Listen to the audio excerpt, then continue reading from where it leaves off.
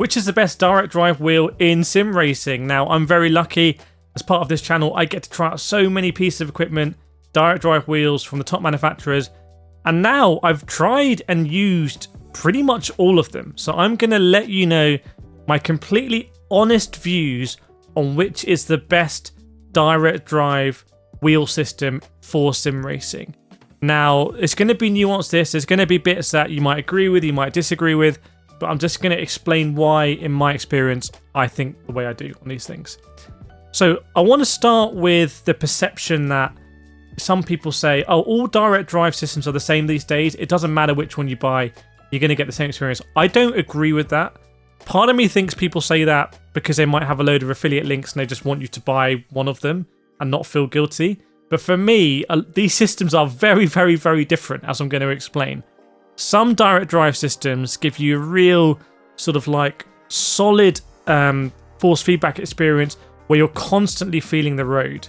So if you're someone that always likes that constant force feedback, you don't want the wheel to go light, you want to feel the rumble of the road, you want it to be heavy-ish, then some systems are going to be for you. If you like your system to concentrate on sort of the limits of grip, and when you're turning in and sort of like the force feedback when you're sort of going out of the grip window or you're leaning too much to the tyres, other direct drive systems do that. So I'm going to talk in terms of sort of understeery and oversteery direct drive systems. An understeery direct drive system for me is one that gives you that heavy... In fact, I need to get a wheel here to show you. Do I have any wheel? I've got the McLaren GT3, like one of the all-time greats. So budget friendly as well. So when you're going through a corner and you turn in like this, and so you turn into the corner, you might need to make an adjustment. You might realize actually you need to turn in more to hit your apex, or actually you need to, unwind the wheel a little bit. Some direct drive systems are very heavy relatively in this moment here. So it feels understeery to just get a little bit more angle. Whereas some direct drive systems are quite light here, so actually it's quite easy to get that bit of angle in. So it can be a little bit more oversteery. And obviously you want to have that sweet spot where you just feel like you're getting the resistance, but you can make that adjustment. I'm going to start with, for me, the heaviest direct drive system I've encountered, and that is by far the Camus C12. This is the big deep dish direct drive system, 12 Newton meters peak, which comes with an interesting clamp, and there's no separate base. It's all built into the wheel, and you have a very big diameter sort of connector, and it feels understeery, and that means that when you turn in, and if you need to turn in some more, especially because you're on a circular rim, it's relatively heavy. Obviously, you can turn down the force feedback, but I'm talking relative. I'm talking like the relative force to turn in compared to other wheels when you've got that sort of same force, same load setting, same Newton meters basically. So it feels heavy at that point. Now, the benefit is, for me, is that when you're driving on the road, you're also getting all of the feedback. It never goes light. You're always feeling it on the road. It feels like when you turn left and you turn right, you kind of immediately know what grip is available. So you feel very connected.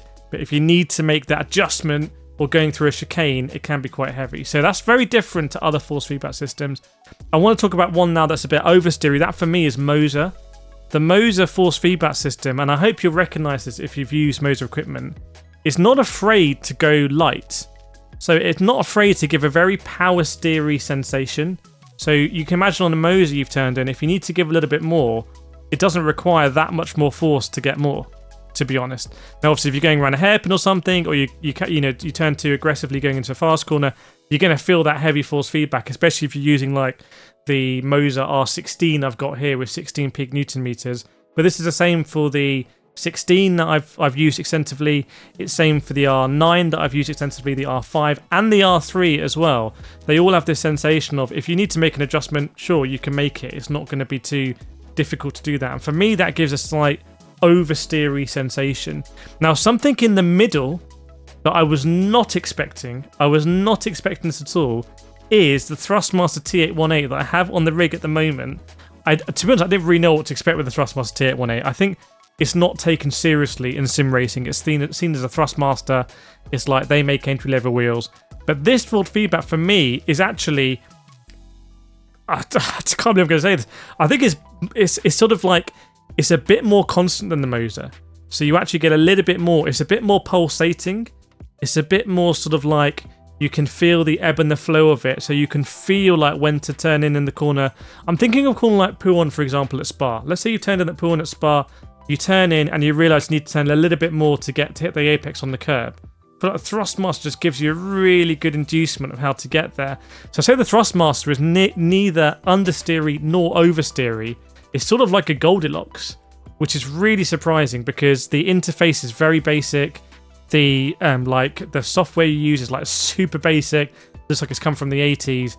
But somehow it's just a really good system. That's the first time that I've been using, over the last few weeks, a Thrustmaster direct drive.